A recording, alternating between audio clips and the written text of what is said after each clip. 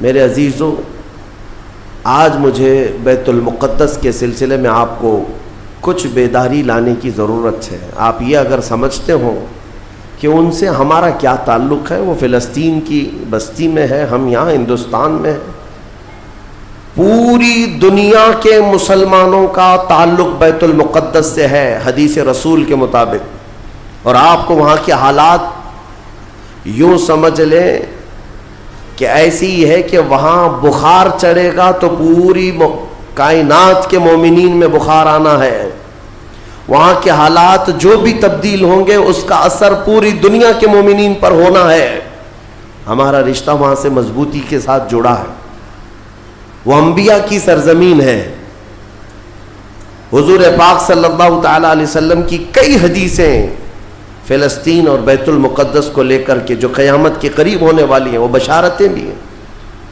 میں تھوڑی سی تاریخ آپ کے سامنے رکھوں میرے عزیزو۔ آج وہ بیت المقدس جو مومنین کا قبلہ اول رہا، 17 مہینے تک میرے آقا صلی اللہ علیہ وسلم خود بیت المقدس کی طرف منہ کر کے نماز پڑھتے رہے، پھر مدینہ طیبہ میں بیت المقدس کی بجائے قبلہ تحویل ہو گیا خانہ کعبہ کی طرف۔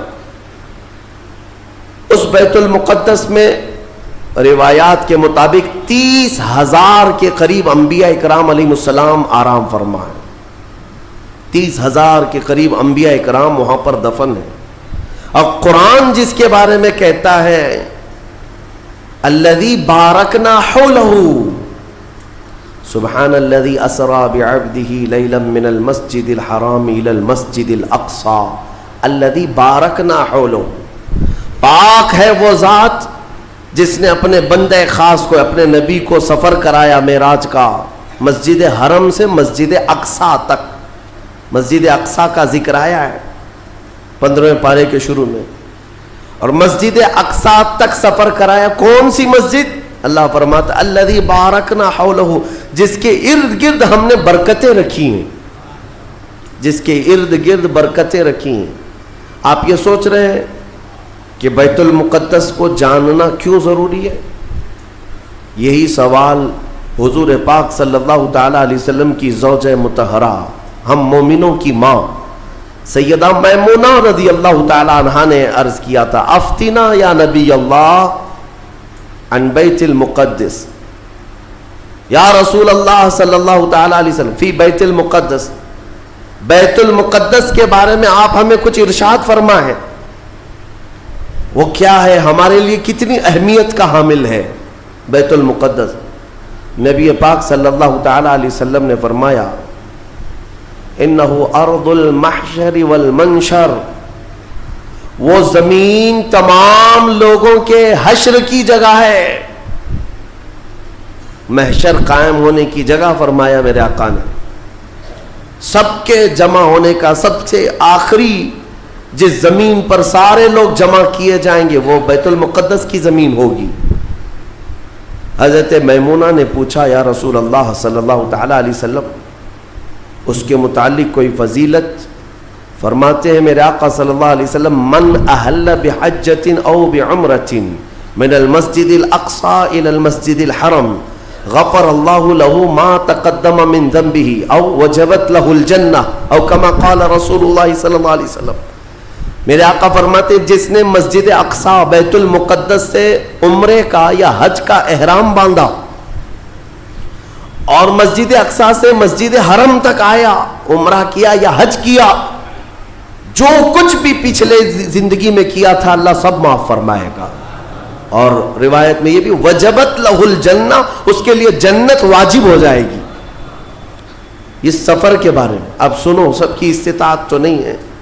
حضرت بی بی میمونہ نے یہی سوال کیا کہ جس کی طاقت نہ ہو میرے آقا وہ کیا کرے، بیت المقدس نہیں جا سکتا۔ سنو، اگر اس کی اہمیت سارے مسلمانوں کے لیے نہ ہوتی تو میرے آقا صلی اللہ علیہ وسلم یہ نہیں فرماتے وَمَن لَّمْ يَسْتَطِعْ فَلْيَهْدِ زَيْتَهُ۔ حضور صلی اللہ علیہ وسلم فرماتے ہیں اگر کسی کی طاقت نہیں ہے تو وہ تیل، تھوڑا تیل تو اس کے پاس ہو سکتا ہے، وہ تیل ہدیہ کر کے بیت المقدس بھیجے تاکہ بیت المقدس میں تمہارے بھیجے ہوئے تیل سے اگر چراغ بھی جلایا گیا یہ ثواب اس کو بھی ملے گا، عمرے کا ثواب ملے گا۔ یہ حدیث پاک میں ہے کہ اگر تمہارے یہاں سے ہدیہ کیے ہوئے بھیجے ہوئے تیل کو بیت المقدس میں کسی نے چراغ میں روشن کیا تو فرمایا گیا اس کے برابر اسے بھی ثواب ملے گا۔ یہ یوں ہی نہیں میں عرض کر رہا ہوں میرے عزیزو، اس کی اہمیت کا اندازہ آپ کو ہونا چاہیے، اور قیامت قریب کیسے آئے گی اس کے متعلق بھی حالات یہی میرے آقا نے فرمایا، عمران بیت المقدس خراب یثرب وخراب یثرب فتح قسطنطینیہ وفتح قسطنطینیہ ظہور الملحمہ وظہور الملحمہ خروج الدجال او کما قال النبی صلی اللہ علیہ وسلم۔ یہ سیدنا معاذ بن جبل رضی اللہ تعالیٰ عنہ سے روایت حدیث ہے، میرے آقا فرماتے ہیں بیت المقدس آباد کر دیا جائے گا اور مدینہ ویران کر دیا جائے گا۔ مدینے کی ویرانی بیت المقدس کی آبادی ہوگی، بیت المقدس کے ارد گرد بڑی بڑی عمارتیں بن جائیں گی، آبادیاں بڑھ جائیں گی، اور مدینے کی ویرانی وہ کس طرح کی ویرانی وہ اللہ کے حبیب صلی اللہ تعالیٰ علیہ وسلم ہی بہتر جانتے ہیں۔ مدینہ زادہ اللہ شرفا و تعظیما، وہ ہمارے دلوں کی دھڑکن ہے، وہ ہمارے آنکھوں کا سرور ہے۔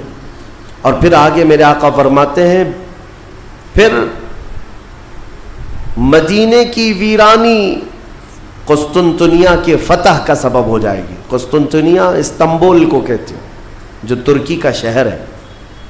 حضور پاک صلی اللہ علیہ وسلم نے فرمایا مومنین اس کو فتح کر لیں گے، اور قسطنطنیہ کا فتح ہونا نہیں بلکہ اس سے پہلے ملحمۃ الکبریٰ، ایک بہت بڑی جنگ ہوگی دنیا میں، اس سے بڑی جنگ نہ کبھی پہلے ہوئی تھی نہ بعد میں ہوگی۔ یہ کس کے درمیان؟ مومنین اور کفار و مشرکین کے بیچ۔ اس جنگ کی جگہ بھی میرے آقا نے بیان فرمائی، وہ ملک شام ہوگا، وہ دمشق کے قریب میدان میں جنگ ہوگی۔ تمہارے خلاف لڑنے والے 80 جھنڈوں کے نیچے آئیں گے اور ہر جھنڈے کے نیچے 12,000 کی فوج ہوگی، یعنی تقریباً 9,60,000 کی فوج صرف مومنین سے لڑنے کے لیے حاضر ہوگی ایک میدان۔ اس میں جو مومنین مسلمان جتنے جائیں گے وہ کتنی تعداد ہے وہ اللہ بہتر جانے، لیکن میرے آقا نے فرمایا پہلے دن 1/3 حصہ میدان چھوڑ کر بھاگ جائے گا مسلمانوں کا، اور حضور پاک فرماتے ہیں وہ پورے روئے زمین کے سب سے بدترین لوگ ہوں گے، ان کی توبہ کبھی نہیں قبول ہوگی۔ جو میدان چھوڑ کر بھاگ چکے ہوں گے ان کی توبہ کبھی نہیں قبول ہوگی۔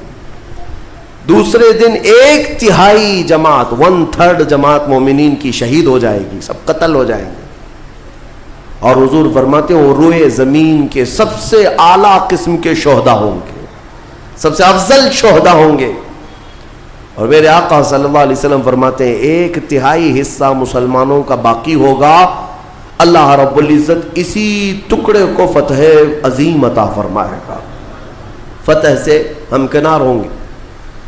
اور اس کے بعد قسطنطنیہ فتح ہوگا، قسطنطنیہ فتح ہوتے ہی دجال ظاہر ہو جائے گا، دجال کا خروج ہوگا پوری دنیا میں۔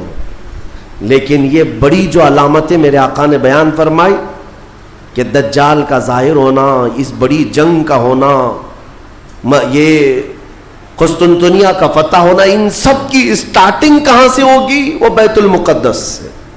اس لیے بیت المقدس کو سمجھنا ہمارے لیے بہت ضروری ہے۔ آج یہودیوں کے تسلط میں ہے بیت المقدس، ان ظالم اور غاصب یہودیوں کے پنجوں میں ہے بیت المقدس، اور یہ آج کی مارکہ آرائی نہیں ہے۔ بیت المقدس کے اندر یہ مارکہ آرائی، جھڑپیں ایک دوسرے کے ساتھ پچھلے 4000 سال سے چل رہی ہیں، آج کی نہیں ہے، یہ 4000 سال پرانی تاریخ ہے بیت المقدس کی۔ اور بیت المقدس جو آج فلسطین کی سرزمین پر واقع ہے، جس شہر میں وہ واقع ہے اس کو یروشلم کہتے ہیں، اور یہ حضرت ابراہیم علیہ السلام کا آباد کیا ہوا ہے۔ سیدنا ابراہیم علیہ السلام عراق کے رہنے والے تھے، عراق کے دریائے فرات کے قریب ایک چھوٹی سی بستی تھی بابل کے قریب، وہاں سے ہجرت کر کے ابراہیم علیہ السلام فلسطین آئے اور وہاں ان کی اولاد ہوئی۔ ابراہیم علیہ السلام پوری دنیا میں 2 مقدس سرزمینوں کو آباد کرنے والے نبی ہیں۔ حضرت ابراہیم علیہ السلام سے ایک بیٹے پیدا ہوئے اسحاق علیہ السلام۔ اسحاق علیہ السلام کو حضرت ابراہیم علیہ السلام نے فلسطین میں آباد کر دیا، اور دوسرے بیٹے ابراہیم علیہ السلام کے سیدنا اسماعیل علیہ السلام، اور حضرت اسماعیل علیہ السلام کو مکۃ المکرمہ میں آباد کیا۔ ابراہیم علیہ السلام کے 2 بیٹے 2 مقدس سرزمینوں کو آباد کرنے والے ہیں، ایک مکہ کو آباد کرتے ہیں اور ایک فلسطین بیت المقدس کو آباد کرتے ہیں۔ اور بنی اسرائیل اسی خاندان کو کہتے ہیں۔ ابراہیم علیہ السلام کے نیچے جو خاندان آیا، حضرت یعقوب علیہ السلام کی اولاد، اور تقریباً سارے انبیاء کرام علیہ السلام جو بنی اسرائیل کے ہیں وہ اسی فلسطین کی سرزمین میں پیدا ہوتے رہے یا پھر ہجرت کر کے وہیں آئے۔ بڑے بڑے اگر نبیوں کا نام میں اگر ذکر کروں، یہ سب فلسطین میں ہیں۔ حضرت ابراہیم علیہ السلام، حضرت اسحاق علیہ السلام، حضرت یعقوب علیہ السلام، حضرت یوسف علیہ السلام، حضرت داؤد علیہ السلام، حضرت سلیمان علیہ السلام، حضرت زکریہ علیہ السلام، حضرت موسیٰ علیہ السلام، حضرت عیسیٰ علیہ السلام، حضرت یحییٰ علیہ السلام، یہ سب کے سب وہیں بیت المقدس کے ارد گرد آباد، وقت کے جلیل القدر پیغمبر بلکہ یہ رسولان اعظام ہیں، یہ سب فلسطین کی سرزمین پر آباد رہے۔ اس سے آپ اندازہ کر سکتے ہیں کہ وہ زمین کتنی برکت والی ہوگی، وہ زمین کتنی متبرک ہے۔ اور اس زمین کی چھوٹی سی اگر میں آپ کو تاریخ بتاؤں تو ابراہیم علیہ السلام کی اولاد کے آباد ہونے کے بعد بنی اسرائیل یہ سرکش قوم ہے بنی اسرائیل، یہ ادھر ادھر بھاگ کر چلے گئے، فلسطین میں آباد نہیں رہے، برسوں بھاگے پھرتے رہے۔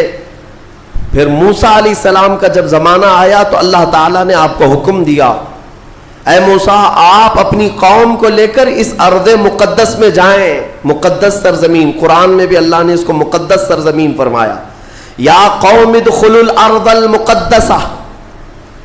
موسیٰ علیہ السلام نے کہا ہے میری قوم چلو مقدس زمین پر جاتے ہیں، اور پیٹ پھیر کر بھاگنا مت ورنہ خسارے میں آؤ گے، نقصان میں آؤ گے۔ جو اس مقدس سرزمین سے پیٹ پھیر کر بھاگے گا وہ بڑے گھاٹے میں رہے گا، قرآن کا فرمان ہے۔ ان کی قوم جو ہے موسیٰ علیہ السلام کی، اس نے جواب کیا دیا جانتے ہیں؟ بیت المقدس کی طرف موسیٰ علیہ السلام بلا رہے تھے تو وہاں ایک دوسری قوم آباد تھی، قوم عمالقہ۔ وہ اونچے چوڑے لوگ تھے، بڑے ہٹے تگڑے لوگ تھے۔ موسیٰ علیہ السلام کی قوم گھبرا گئی اور کہا کہ ہم نہیں آئیں گے۔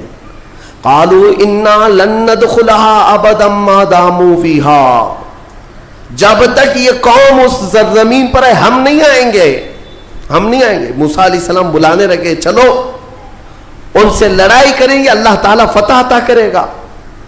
تو انہوں نے کہا اذهب انت وربك فقاتلا انا هاهنا قاعدون، موسیٰ آپ اور آپ کا خدا جا کر اس قوم سے لڑے، ہم بیٹھ کر دیکھیں گے لڑائی کیسی ہوتی ہے۔ ان کی قوم کا جواب یہ تھا۔ تو موسیٰ علیہ السلام نے اللہ رب العزت کی بارگاہ میں اپنا عذر پیش کیا تو رب تعالیٰ نے فرمایا، اللہ تعالیٰ نے اب سزا کے طور پر اس قوم کے اوپر فرماتا ہے فَإِنَّهَا مُحَرَّمَةٌ عَلَيْهِمْ 40 سَنَةً يَتِيهُونَ فِي الْأَرْضِ، اب 40 سال تک ان میں کا کوئی بندہ اس مقدس سرزمین پر داخل نہیں ہو سکے گا۔ اللہ نے حکم فرمایا 40 سال ان پر یہ زمین حرام کر دی گئی، وہی بنی اسرائیل پر اندر آ نہیں سکو گے اس بیت المقدس پر۔ اور اس کے بعد رب تعالیٰ نے فرمایا یہ بھٹکتے رہیں گے 40 سال، یتیہون فی الارض، میدان تیہ، یہ صحرائے سینا آج بھی مصر کے وادیوں میں ہے، ہم گئے دیکھیں، پہاڑیوں کا ایک سلسلہ ہے، 100 کلومیٹر دور تک چین ہے پہاڑیوں کی، پہچان نہیں پائیں گے، اگر کسی ایک پہاڑی کے بیچ میں چھوڑ دیا جائے تو زندگی پر بھٹکتا رہے۔ تو اس بنی اسرائیل کو ان پہاڑیوں کے بیچ میں چھوڑ دیا گیا، ان کو راستہ نہیں ملتا تھا، کب تک 40 سال تک راستہ نہیں ملا، بھٹکتے رہے۔ وہ ان پہاڑیوں سے باہر آ ہی نہیں پاتے. ایک پہاڑ کراس کرتے سامنے سیم دوسرا پہاڑ نظر آتا, اس کو کراس کرتے تیسرا بھی سیم ویسا ہی نظر آتا. 40 سال گزر گئے بھٹکتے ہوئے. پھر موسیٰ علیہ السلام کی بھی وفات ہو گئی, ہارون علیہ السلام کی بھی وفات ہو گئی. اب یہ جتنے نافرمان تھے یہ مر گئے. ان کی جو نئی نسل آئی, چھوٹے جو بچے تھے, اب وہ جوان ہوئے تو ان کی سوچ مثبت تھی, فکر اچھی تھی. اس وقت اس بنی اسرائیل کے نبی یوشع بن نون تھے, حضرت موسیٰ علیہ السلام کے خادم بھی رہے, یہ اللہ کے نبی تھے. انہوں نے اپنی قوم کو اکٹھا کیا اور سب کے دلوں میں پھر بات ڈالی, آج سے 40 سال پہلے تمہارے باپ داداؤں پر بیت المقدس کی سرزمین حرام کر دی گئی تھی, اب چلو. تو انہوں نے کہا قوم عمالقہ اب بھی ہے, وہاں پر لڑائی ہوگی. انہوں نے کہا چلو میں تمہارے ساتھ ہوں. جب وہ نکلے بیت المقدس کے راستے پر, وہی ہٹے کٹے لوگوں سے ان کا مقابلہ ہوا, قوم عمالقہ سے. صرف دوپہر سے عصر کے درمیان وہ پوری قوم شکست کھا کر بھاگ گئی اور اللہ نے بیت المقدس بنی اسرائیل کو عطا فرمایا. اللہ کے حکم پر اگر چل کر کے دیکھا ہوتا, یہیں بیٹھ کر کے ارے وہ بڑے تگڑے لوگ ہیں, اونچے لوگ ہیں, یہ بنی اسرائیل کی عادت ہے. پھر اللہ رب العزت نے انہیں وہاں پر قرار دیا. بیت المقدس یہ یہودی کہلا ہے. یہودی ایمان والے یہودی تھے جو بیت المقدس میں آباد تھے, برسوں تک رہے. اس کے بعد پھر حضرت عیسیٰ علیہ السلام کا ظہور ہوا, آپ کی ولادت ہوئی. عیسیٰ علیہ السلام کے ساتھ ان یہودیوں نے بڑی بدتمیزیاں کی ہیں, ان کے قتل کا بھی منصوبہ بنایا, ان کی ماں پر الزام لگائے. یہودی بڑی بدماش قوم, اور انہوں نے تقریباً 10,000 نبیوں کو قتل کیا ہے. اللہ کے نبیوں کو قتل کرتے تھے.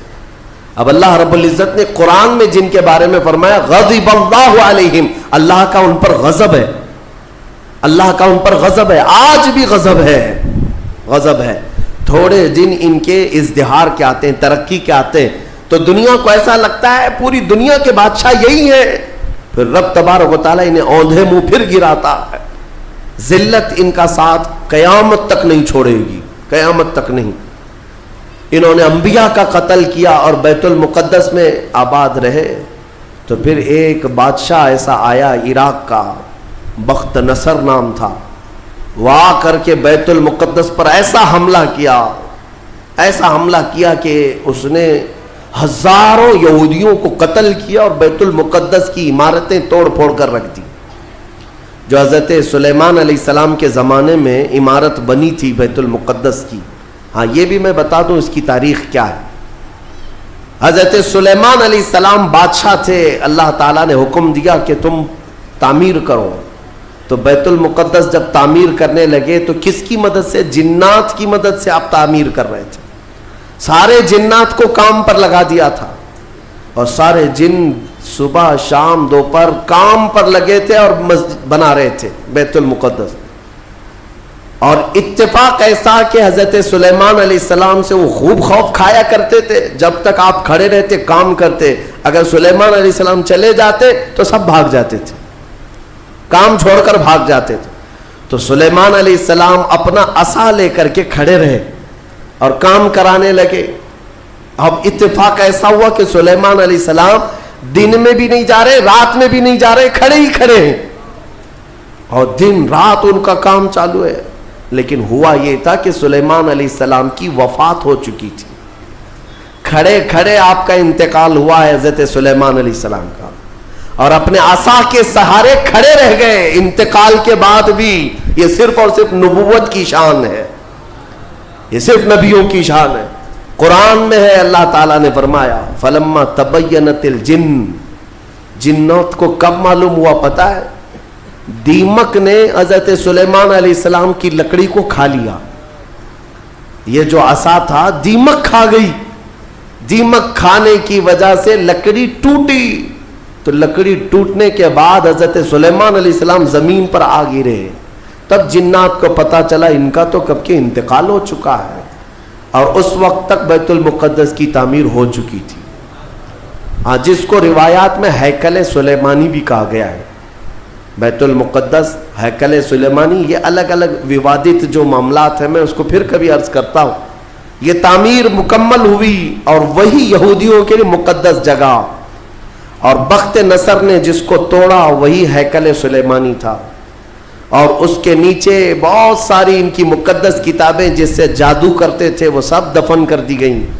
سلیمان علیہ السلام کی کرسی وہ بھی دفن کر دی گئی۔ آج بھی یہ یہودی جو کھدائی کر رہے ہیں اسی کرسی کو تلاش کرنے کے لیے، اپنی باقیات وہ جادو کی کتابیں تلاش کرنے کے لیے آج بھی یہ کھدائی کر رہے ہیں بیت المقدس کے ارد گرد۔ اور یہ جو تھرڈ ٹیمپل کہتے ہیں، تیسرا مندر تعمیر ہونا ہے، وہ تھرڈ ٹیمپل کا مطلب یہی ہیکل سلیمانی کو انہیں بنانا ہے، بیت المقدس کو ہدم کر کے، منہدم کر کے۔ یہ جو مسجد اقصی ہے اس کو ختم کر کے انہیں وہاں پر تھرڈ ٹیمپل بنانا ہے، یہ ان کا خواب ہے۔ یہودی وہاں سے قتل ہوئے، عیسائیوں کا قبضہ آیا، عیسائی تقریباً 300 سال تک آباد رہے۔ پھر ایک بادشاہ آیا، ایران کا بادشاہ تھا خسرو، اس نے بدلہ لیا اور اس کے بعد یہودیوں کو پھر سے آباد کیا۔ پھر اس کے بعد ٹائٹس نام کا ایک عیسائی بادشاہ آیا، اس نے پھر دوبارہ بیت المقدس پہ حملہ کیا، اس نے قریب 1 لاکھ کے قریب یہودیوں کو پھر قتل کیا۔ یہ قتل کون کر رہا ہے؟ عیسائی یہودی، اور دہشت گرد کوئی اور ہے۔ ہاں، پہلے زمانے کے دہشت گرد ہیں، یہ پرانے دہشت گرد۔ ایک ساتھ جینوسائیڈ کرنا، جو نسل کشی کرنا، یہ یا تو عیسائیوں کا کام ہے یا یہودیوں کا کام ہے۔ ان کو قبضہ ملتا تھا تو ان کو مارتے، ان کو قبضہ ملتا تو ان کو مارتے۔ ٹائٹس نے پورا تباہ کر دیا۔ پھر بیت المقدس میں اس نے غلاظت ڈال دی، کچرے ڈال دیے، بہت کچھ برباد کرنے کے بعد یہودی وہاں سے نکل گئے۔ پھر میرے عزیزو، وہ عیسائیوں کا تسلط ویسا ہی برقرار رہا۔ کب تک؟ جب تک سیدنا عمر ابن خطاب کا زمانہ آ گیا۔ اسلام کا یہ فتوحات کا سلسلہ تھا۔ میرے آقا کے غلام جس طرف جا رہے تھے زمینیں ان کے قدموں میں آ رہی تھی، یہ وہ دور تھا۔ تو حضرت عمر نے بھیجا کہ اب فلسطین کی طرف بھی ہمارے مجاہدین جائیں گے، اور وہاں عیسائی تھے، پوری دنیا کی خبر تو رکھتے تھے کہ کیا کیا ہو رہا ہے۔ رسول پاک صلی اللہ علیہ وسلم کے غلاموں سے لڑنے کی طاقت سب کے پاس نہیں، تو انہوں نے کہا کہ ہم لڑائی نہیں کریں گے، آپ آ جاؤ، آپ کے حوالے پورا بیت المقدس کر دیں۔ حضرت عمر کو خود ہی دعوت دے کر کے بلا لیا۔ اور جانتے ہیں ان عیسائیوں کی خباثت، یہ بڑے نرم دکھتے۔ اس وقت قبۃ الصخرہ، جس کو آپ ڈوم آف راک کہتے ہیں، یہ یلو کلر کا جو گنبد نظر آتا ہے، یہودی اس کو بڑا مقدس سمجھتے ہیں، بڑا مقدس۔ اس پر عیسائیوں نے پورے لوگوں کی غلاظتیں، کچرے ڈال کر کے رکھے تھے۔ اس زمانے میں کوئی دوسرا گنبد تھا وہاں پر، یہ تو پھر اموی خلیفہ کے زمانے میں یلو کلر کا پھر سے بنایا گیا، لیکن اس زمانے میں کچرا ڈال کر کے رکھتے تھے عیسائی، یہودیوں کو جلانے کے لیے۔ یہودیوں کی وہ مقدس جگہ ہے۔ پھر حضرت عمر فاروق رضی اللہ تعالیٰ جب تشریف لائے تو جانتے ہیں کس شان سے آئے تھے سیدنا عمر فاروق۔ مدینہ طیبہ سے نکل کر کے اپنے ایک تنہا غلام کے ساتھ بیت المقدس گئے، کوئی فوج لے کر نہیں گئے، اور وہ بھی ایسے کہ غلام کے ساتھ باری لگا لیا ہے، 1 میل میں گھوڑے پر بیٹھوں گا، 1 میل تو گھوڑے پہ بیٹھے گا۔ سفر میں 1 میل حضرت عمر بیٹھتے تھے گھوڑے پر، غلام رسی پکڑ کر چلتا تھا، 1 میل غلام بیٹھتا تھا، عمر فاروق رسی پکڑ کر چلتے تھے۔ دنیا کا اقتدار میرے آقا کے غلاموں نے یوں نہیں حاصل کیا، انہوں نے خود ہی کو فنا کر دیا تھا میرے آقا کی محبت میں۔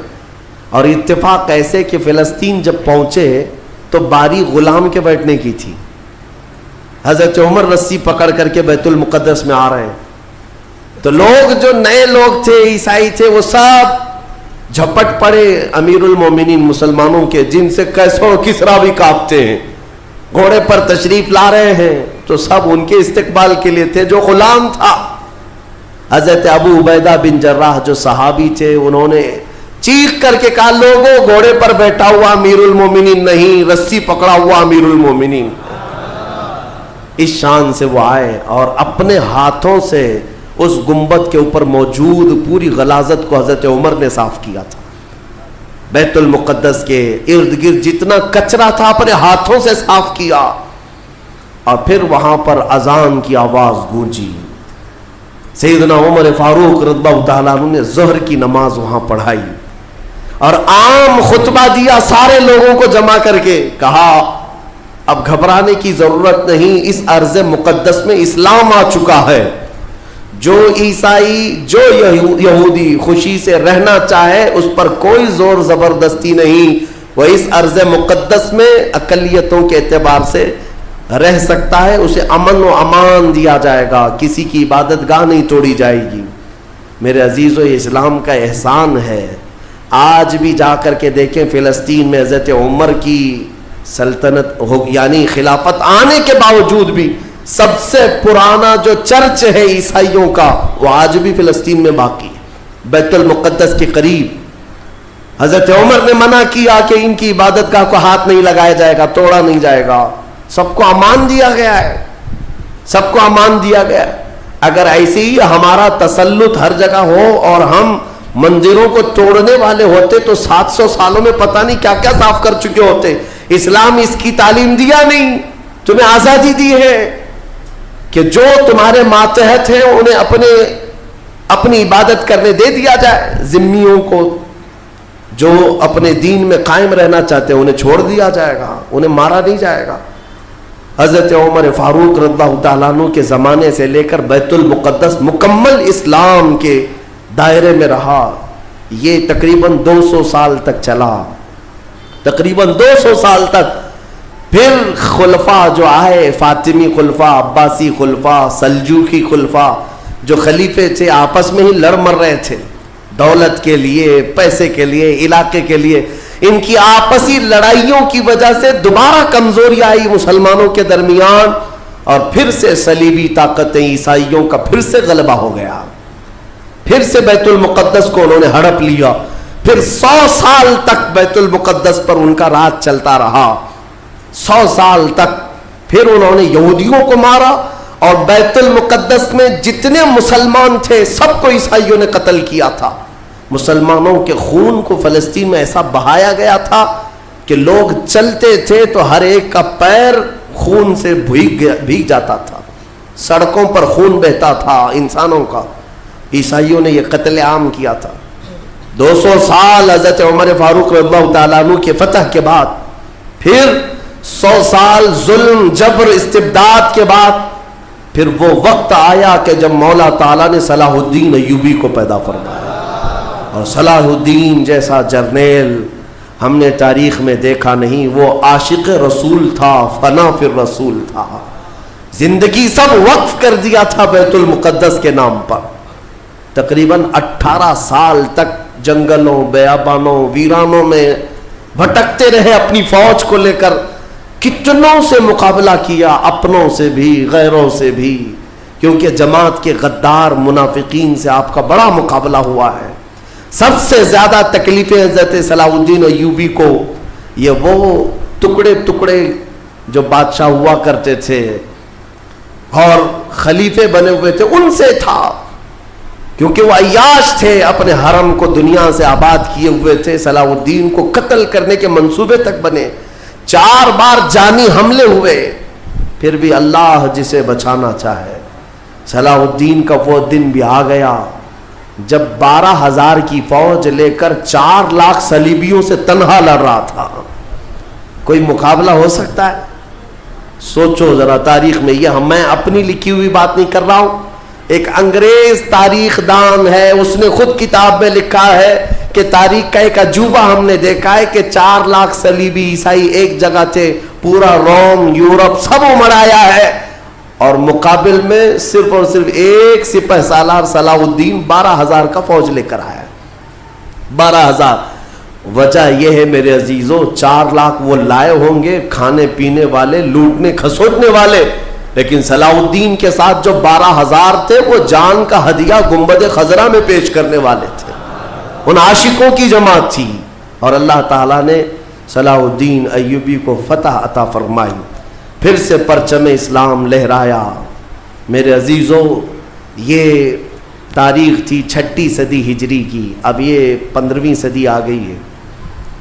6 صدی ہجری سے لے کر بیت المقدس اذانوں سے گونجتا رہا، نمازوں سے آباد رہا، مومنین کا وہاں پر جمع غفیر رہا، لاکھوں کی تعداد میں لوگوں کا آنا جانا چلتا رہا، بلکہ بڑے بڑے جید علماء صالحین وہاں پر آباد ہوئے۔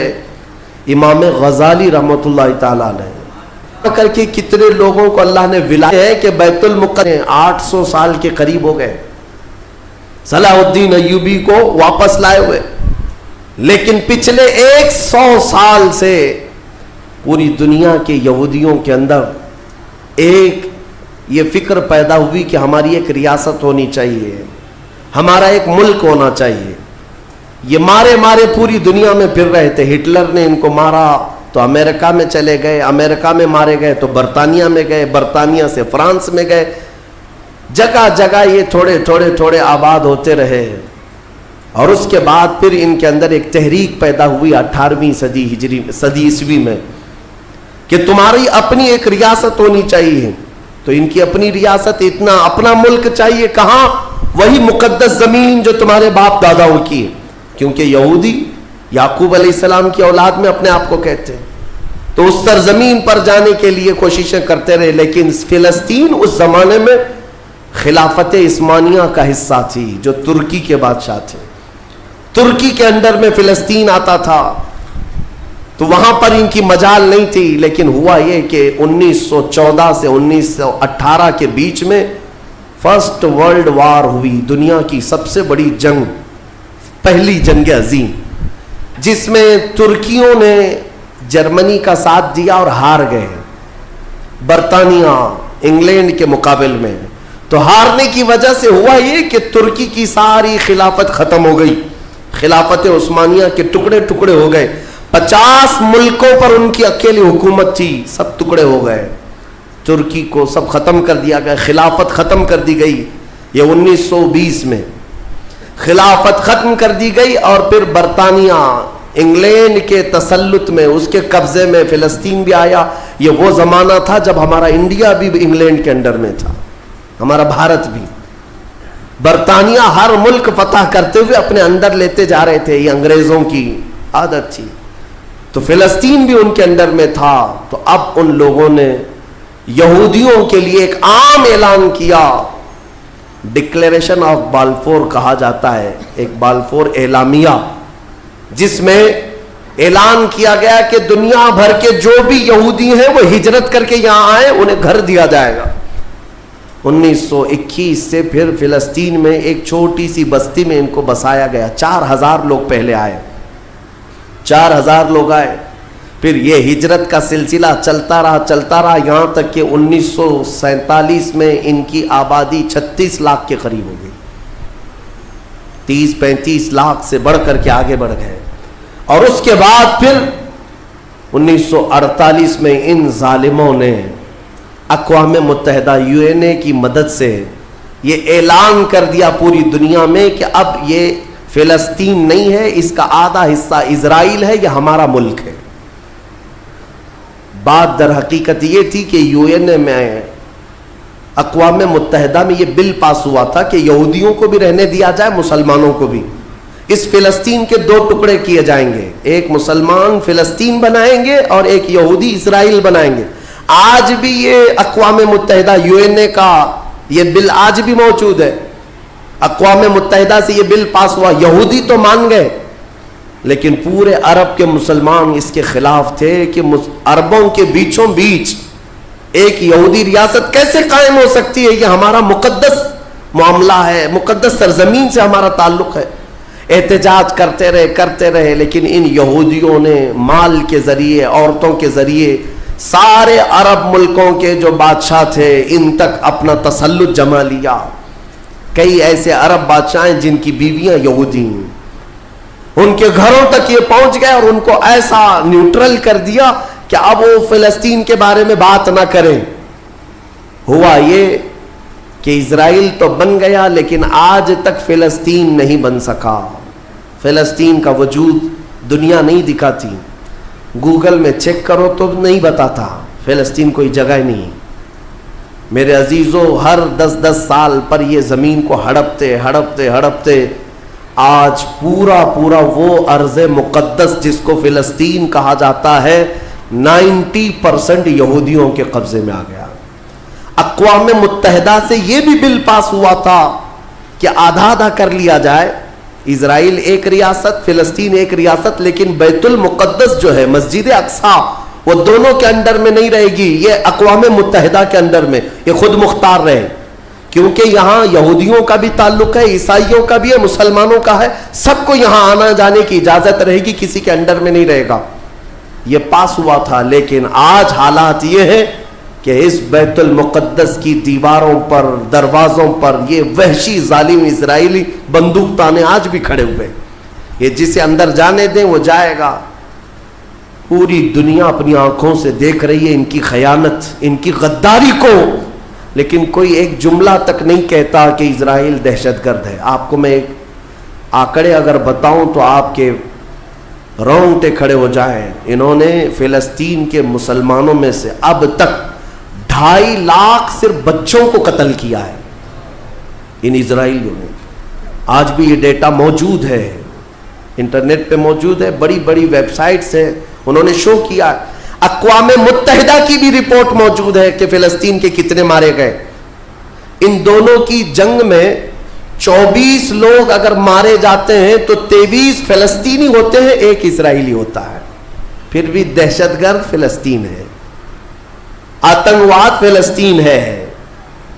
میرے عزیزو یہ دنیا جو دوہرا کھیل کھیل رہی ہے اس کو کون بتائے گا آخر؟ وہاں جمعہ کی نماز پڑھنے کے لیے مومنین آج بھی جاتے ہیں، ان پر گولیاں برسا دی جاتی ہیں، لیکن ان جیال مسلمانوں کو ہزاروں سلام جو تلواروں کے سائے میں بھی میرے مولا کی عبادت خشوع و خضوع سے کرتے. میں خود گیا اور دیکھا ہوں، چھوٹے چھوٹے سے بچے، 6 سال کے 8 سال کے بچے ملنے کے لیے آتے ہیں اور یہ پورے اسلحے میں لیس فوجی کھڑے رہتے ہیں. چھوٹا سا بچہ ان کی گن کو یوں گھماتا ہے اور مسجد میں اندر آتا ہے، ایسا لگتا ہے جیسے وہ کھلونے کو پکڑ رہا ہے. میرے عزیزو یہ بھی حدیث پاک کے ذریعے سے میں بتاتا ہوں. میرے آقا صلی اللہ علیہ وسلم فرماتے ہیں میری امت کا ایک حصہ قیامت تک باطل سے لڑتا رہے گا، قیامت تک باطل سے لڑتا رہے گا، اور ان کی مخالفت کرنے والوں کا ان پر کچھ بھی اثر نہیں ہوگا، اور دنیا میں کوئی بلا بھی پھیلے تو اس جماعت پر کچھ اثر نہیں ہوگا. صحابہ نے پوچھا یا رسول اللہ آپ کی امت کا وہ حصہ کون ہے؟ میرے آقا فرماتے بیت المقدس کے آس پاس رہنے والے مومنین کی جماعت ہے. ان کی فضیلت میں میرے آقا نے فرمایا قیامت تک لڑتے رہیں گے، قیامت تک، اور ان کی خلاف کرنے والوں کا ان پر کچھ بھی اثر نہیں ہوگا. اور ہم دیکھ رہے ہیں